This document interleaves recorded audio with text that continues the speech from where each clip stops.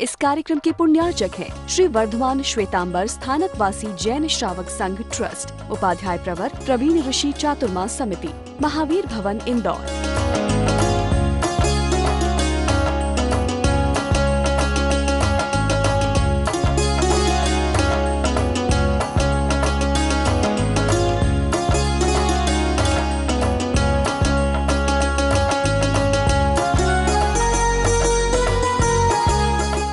विराजमान स्नेही से तीर्थेश श्री महाराज साहब, विदुषी महासती वृंद, प्रभु महावीर की शासन को अपने जीवन का शासन बनाने के लिए, दुशासन की जीवन शैली के कारण से आने वाले जीवन में समस्याओं का समाधान खोजने के लिए, नियति को चुनौती देने का सामर्थ्य जगाने के लिए, भविष्यवाणी को चैलेंज देने के लिए, कर्म सत्ता को चैलेंज देने के लिए जिस शासन की स्थापना हुई, उस शासन का सैनिक बनने के लिए जुड़े हुए सभी श्रद्धालुगण, नंदीसेन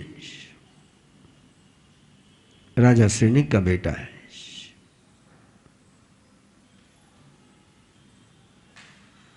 जिसने जीवन में केवल भोग ही देखा था, भोग ही जिया था और भोग के ही सपने थे।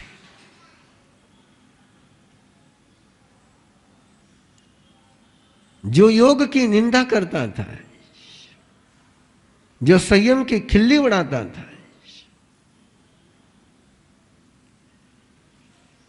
जिसने हरदम अपने अंदर भोग के ही बीज बोए थे, इतने गहरे बीज बोए थे, इतने गहरे बीज बोए थे कि जिस समय वो संयम की राह पर कदम बढ़ाने लगा तो उसको जानने वालों ने उसको कहा कि तेरे अंदर भोग के बीज है, ये पनपेंगे।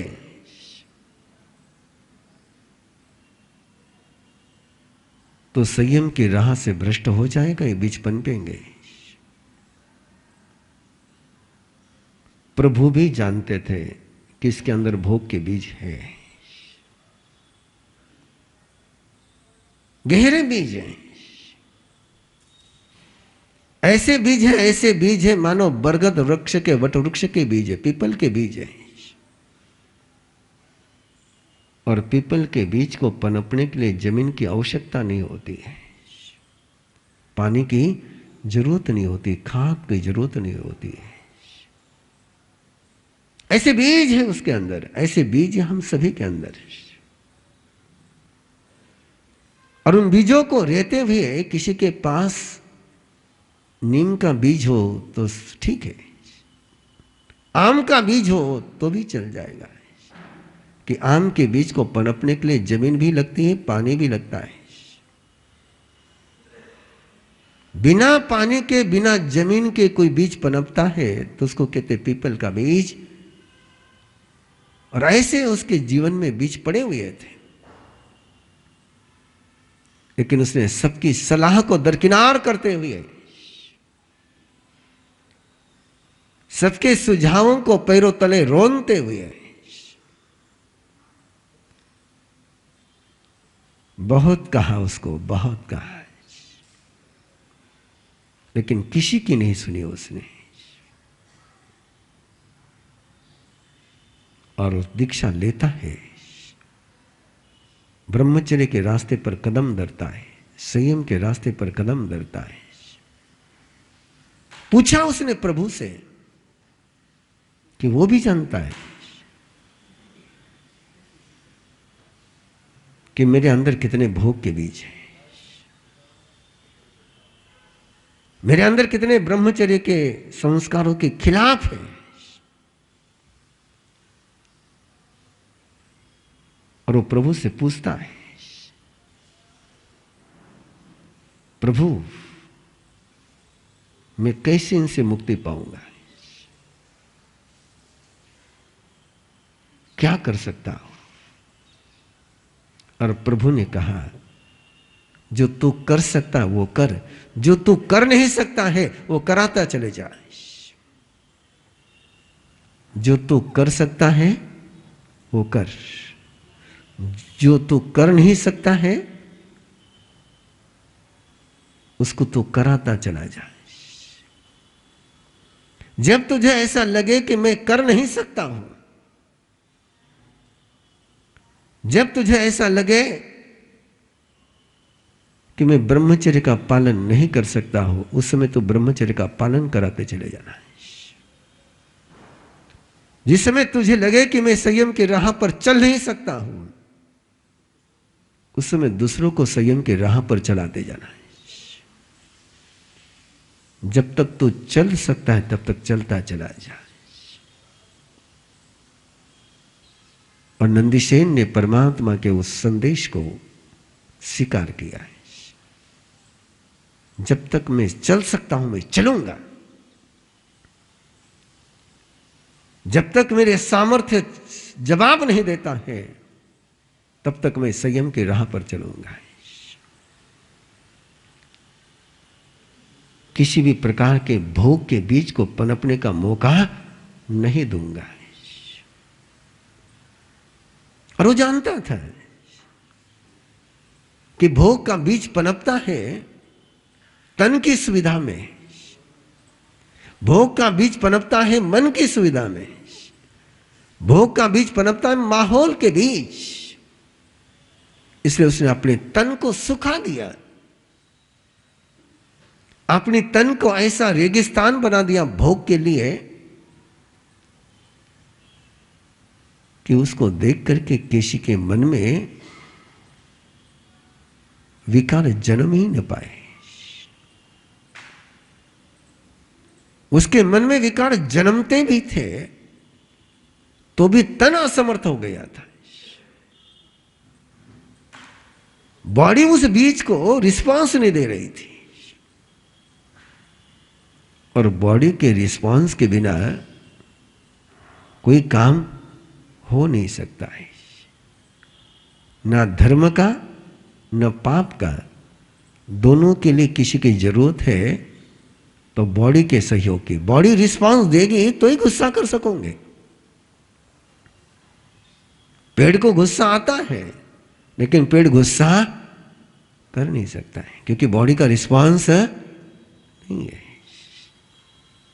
देवताओं के मन में भी संयम पालन का मन होता है लेकिन बॉडी का रिस्पांस नहीं है।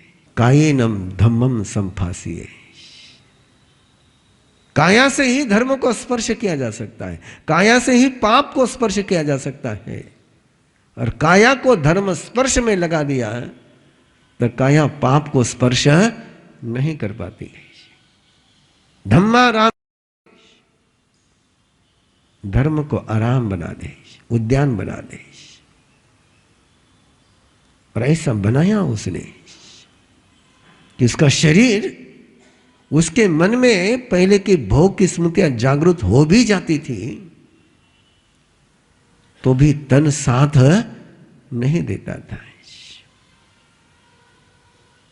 मन भी जब तन का साथ नहीं मिलता है तब मन भी पटक पटक करके, सिर पटक पटक करके समाप्त हो जाता है। तपस्या के रास्ते पर चला, योग के रास्ते पर चला, ध्यान के रास्ते पर चला। तपस्या से तन को सुखाया, ध्यान से मन को सुखाया। और इस सुखाने की सारी प्रक्रिया में उसके अंदर शक्तियां जागृत हो गई।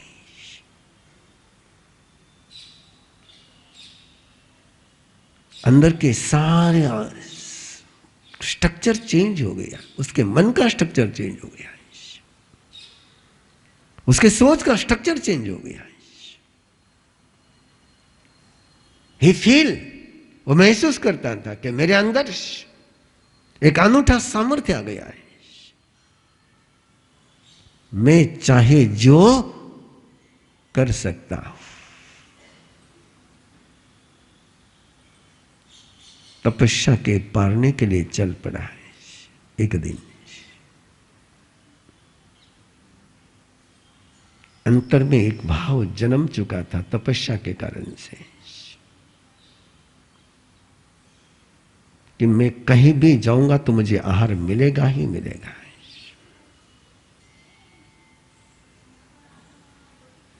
एक एहसास, एक अहंकार, एक ईगो मन में जन्म चुका था कि मैं किसी भी दर पर जाकर खड़ा रहूंगा तो उस दर को मेरे सामने झुकना ही पड़ेगा, मेरा सत्कार करना ही पड़ेगा, मेरा सम्मान करना ही पड़ेगा। कि उसका अनुभव था कि जहां वो जाता था लोग अब उसकी पूजा करते थे, जो लोग उसकी मजाक उड़ाते थे अब वही लोग उसके योगी जीवन के सामने मत्था झुकाने लगे थे। जिन लोगों ने कहा था कि तू संयम की राह पर चल नहीं सकता है, उन्हीं लोगों ने आकर के स्वीकार किया था कि तुमने हमारी भविष्यवाणी को झूठा कर दिया है। ऐसा रूपांतरण, ऐसा ट्रांसफॉर्मेशन, मिरेकल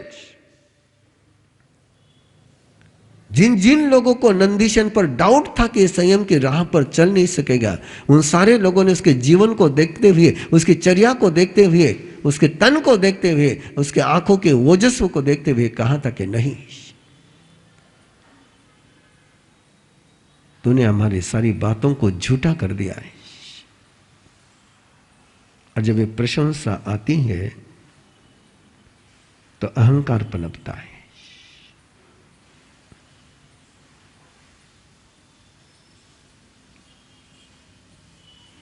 योगी अरविंद ने कहा, साधना के मार्ग पर वासना की बाधा नहीं है, साधना के मार्ग पर क्रोध की बाधा नहीं है, साधना के मार्ग पर संपत्ति की बाधा नहीं है।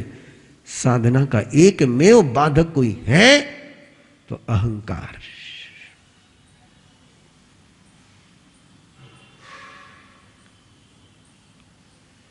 और वो अहंकार उसके अंदर पनप चुका था, वासना समाप्त सी हो गई थी। अब उसके मन में कभी वासना का सपना भी नहीं आता था, लेकिन अहंकार जन्म चुका था कि अब किसी की हिम्मत नहीं कि मेरा तिरस्कार कर सके। उस ऊंचाई पर स्वयं को महसूस कर रहा था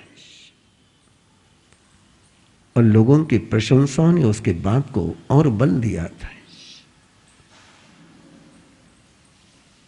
जिंदगी में यदि बचना हो पतन से, जिंदगी में यदि पतन से बचना हो तो प्रशंसा से बचो। जो प्रशंसा से बच नहीं पाया वो पतन के खाई में गिरे बिना कभी नहीं रहा।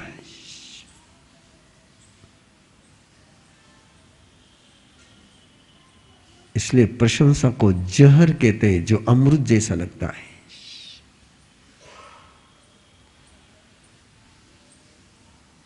और वो उसके अंदर अहंकार पनप चुका था, प्रशंसा सुन सुन करके। इसलिए किधर जाना ये सोचता ही नहीं था। गोचरी के लिए कहां जाना, कहां प्रवास करना, इसकी कोई वो चिंतन करता ही नहीं था। मैं जिधर जाऊंगा उधर मुझे आहार मिलेगा, मैं जिस मिट्टी को हाथ में लूंगा वो सोना बन जाएगा।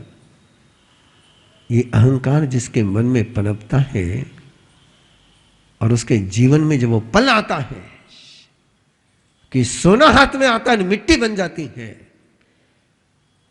तो फिर संभलना मुश्किल जाता है।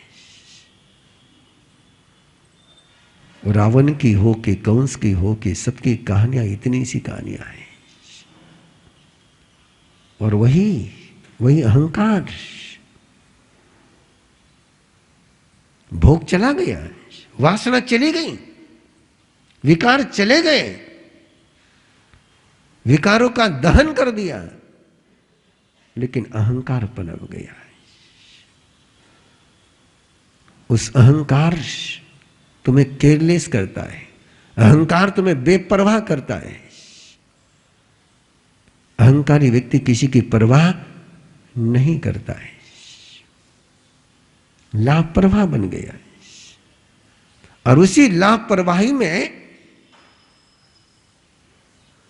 एक दिन पहुंच गया ऐसे आंगन में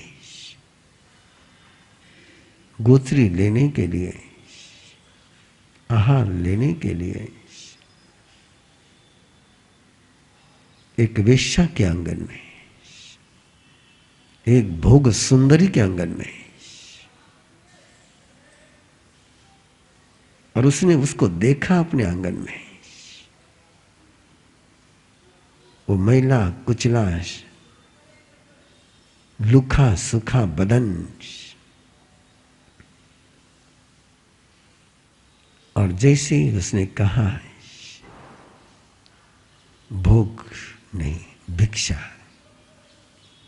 धर्मलाभ, धर्मलाभ, धर्मलाभ, और उसने देख करके ऐसी एक उपहास की हंसी, ऐसी अपमान करने वाली हंसी कि नंदीसेन के दिल को चीर करके चले गई। ये आंगन भिखारियों के लिए नहीं है, ये आंगन भिखारियों के लिए नहीं है। श्री वर्धमान श्वेतांबर स्थानकवासी जैन श्रावक संघ ट्रस्ट, उपाध्याय प्रवर प्रवीण ऋषि चातुर्मा समिति, महावीर भवन इंदौर।